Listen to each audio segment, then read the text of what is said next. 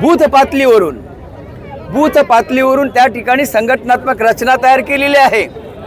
ती संघटनात्मक रचना बूथ अध्यक्ष, शक्ती केंद्र प्रमुख, त्यानंतर वार्ड अध्यक्ष, त्याच्यानंतर मंडळ अध्यक्ष अशी रचना आहे। या रचनेमध्ये दर 2-4 दिवसानंतर आम्ही मतदार यादीचा अभ्यास करतो, मतदारांवर लक्ष ठेवतो, त्यांच्याशी संपर्क साधतो, त्यांच्या अडीअडचणीला सामोरे जातो, त्यांच्यावर होत असलेल्या अन्यायाच्या विरुद्ध त्या ठिकाणी लढतो।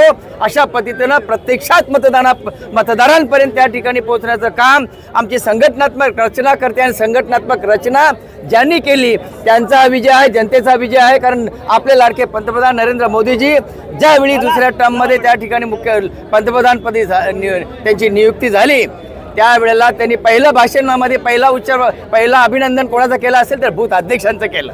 म्हणजे सांगण्याचं तात्पर्य असं आहे, विकासाबरोबर त्या ठिकाणी सामान्य कार्यकर्त्याचा देखील त्या ठिकाणी बळ दिलं, सामान्य कार्यकर्ता देखील त्या ठिकाणी सक्षमपणे उभा राहिला आणि म्हणून आज बिहारी जनतेच्या माध्यमातून बिहारमध्ये कधी नव्हे तेवढं त्या ठिकाणी विजय मिळवलेला आहे।